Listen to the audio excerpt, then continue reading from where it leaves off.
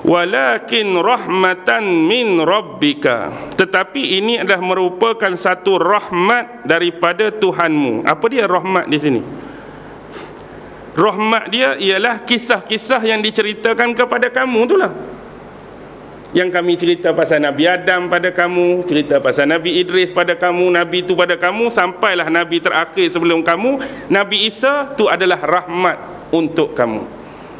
Rahmat untuk kamu sebab nak membuktikan kamu benar-benar Nabi dan Rasul yang diutuskan oleh Allah. Litunzira qauman ma atahum min nazirin min qablika. Litunzir, apa dia inzar? Inzar, nazir, untuk memberi peringatan kepada kaum Nabi, kaumku Quraisy. Kami bagi benda ni kat kamu untuk beri peringatan kepada kaum kamu, kaum Quraisy. Ma atahum min nazir min qablika, yang mana umat ini, kaum Quraisy, sebelum pada ni tak pernah didatangkan kepada mereka walaupun seorang nabi ataupun rasul. Contoh umat tertentu nabi dia ni, umat tertentu nabi ni. Tapi umat Quraisy tu tak ada lagi seorang nabi atau rasul pernah datang sebelum Nabi Muhammad. Jadi Nabi Muhammad inilah nabi dan pertama untuk umat Quraisy ataupun kaum Quraisy, yang mana tidak ada nabi ataupun rasul yang pernah datang kepada mereka sebelum ini. La'allahum yatazakkarun, mudah-mudahan kamu beroleh peringatan. Kamu beroleh peringatan. Baik. Sebenarnya ayat ni kalau kita tengok untuk menafikan pendustaan. Selalunya orang yang mendusta, menolak dan membangkang Rasulullah ni, bila Rasulullah cerita kisah Nabi ni, dia akan habaq apa? Oh, ni bukan Nabi ni bukan Rasul ni bukan utusan Allah ni mesti Muhammad dengar cerita daripada siapa-siapa ni. Maksudnya Muhammad riwayatkan cerita, ada orang lain tolong cerita kepada dia, dia cerita kat kita. Ni antara hujah-hujah dan ayat orang hak nak tolak Nabi. Satu lagi, Nabi ni copy paste, duplicate, ciplak daripada kitab sebelum ni lah. Maksudnya mungkin Nabi tu ambil kitab Zabur ke, mungkin dia tengok cerita-cerita dan Taurat pasal Nabi, dia cerita balik. Mungkin dia tengok kitab Injil, dia cerita balik.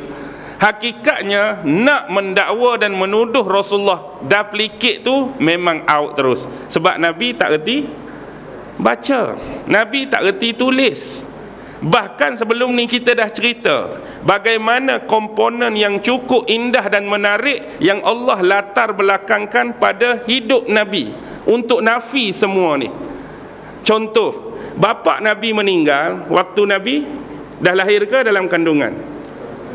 Bila waktu bapa Nabi meninggal, Nabi dalam kandungan, automatik orang tak boleh tuduh Nabi ambil ilmu ni, berita ni daripada bapa dia. Tak logik sama sekali sebab bapa dia dah mati. Waktu dia dilahirkan, hanya beberapa ketika terus dihantar ke perkampungan Bani Sa'ad. Halimatus Sa'diyah duk jaga dia tu, Halimah binti Abi Zuhaib tu. Jadi mak dia nak mengajak dia waktu bila? Jadi adalah ketika dia hantar sekejap sekali selepas berlaku, malaikat Jibril mari kan. Masa tu umur Nabi lebih kurang berapa tahun? Berapa tahun? 8 tahun mak dia mati dah. 8 tahun tu tok dia mati dah. 4 atau 5 tahun lebih kurang. Waktu tu dibelah dada dia, takut bimbang jadi apa-apa anak orang ni kan. Pi hantar sekejap, kemudian kembali semula. Kemudian bila mak dia meninggal, umur 8 tahun tu dibela oleh tok dia. Waktu tu lah tok dia pula mati. Dan bila tok dia mati, tok dia tak kesempatan pun untuk cerita benda-benda tu. Bahkan pernah kita suarakan dulu tak? Suarakan dulu. Kalau Nabi benar-benar tak reti baca dan menulis, ni sekadar pertanyaan. Abdul Muttalib pada waktu tu apa jawatan dia? Tok Nabi pembesar, penguasa, wali kota Mekah.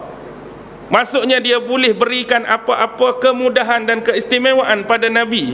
Kalau contoh hari ni bukan kita nak melampau kata Nabi, tapi nak suruh faham. Contoh kalau saya ni pembesar negeri Pulau Pinang, dah bila cucu saya nakkan yang terbaik.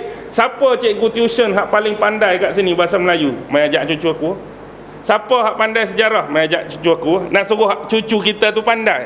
Tapi Abdul Muttalib buat dah lagu tu pada Nabi. Cucu aku tak erti baca, tak erti tulis, aku nak hantar kat siapa nak belajar ni, tak pernah berlaku dalam sejarah. Jadi orang tak boleh tuduh. Duduk pula lepas tu dengan siapa? Pak saudara pula bukan orang yang seolah-olah dari dia menyokong Nabi. Akidah tu dia tak menyebelahi Nabi. Dia orang yang menyalahi akidah Nabi, kepercayaan Nabi. Lepas tu Nabi pula waktu duduk dengan Abu Talib, dia bantu pak saudara dia pergi mana? Pergi ke Syam berniaga. Seolah-olah lakaran hidup yang Allah tentukan tu tak ada masa Nabi nak belajar. Walaupun kecil tu dah berniaga dah. Mana tak ada kita tengok dalam sejarah mana-mana disebutkan ulama Nabi pernah belajar dengan guru sekian-sekian. Ada tak? Tak ada. Sampailah wahyu turun pada Nabi. Jadi ini adalah menunjukkan kisah Rasulullah yang menafikan kalau Nabi ni duplicate atau copy paste daripada mana-mana kitab.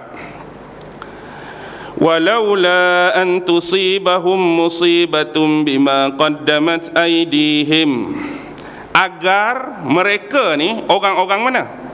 Orang-orang kafir Quraisy ni ketika mana nanti ketika mereka dimusibahkan dengan musibah ataupun bencana ataupun bala daripada Allah kerana disebabkan hasil tangan-tangan mereka sebelum ini, fayaqulu rabbana laula arsalta ilaina rasulah. Jadi ni nak menegakkan hujah kepada Nabi bahawa Nabi dah mendakwahkan mereka. Tak mau lepas pada ni, bila mari betul-betul musibah, mereka akan habaq lagu ni. Rabbana laula arsalta ilaina. Wahai Tuhan kami, kalaulah dulu pernah datang seorang rasul mendakwahkan kami. Dia nak cakap lagu tu bila dia kena tu. Jadi tak mau depa ni lepas kena bala baru mari perkataan lagu tadi. Sedangkan Nabi Muhammad mari duk habaq dah, tak mau dengar. Nabi Muhammad mari dakwah dah, tak mau terima. Jadi sebelum benar-benar azab tu timpa mereka disebabkan oleh penolakan dan penafian mereka dengan kata-kata macam ni.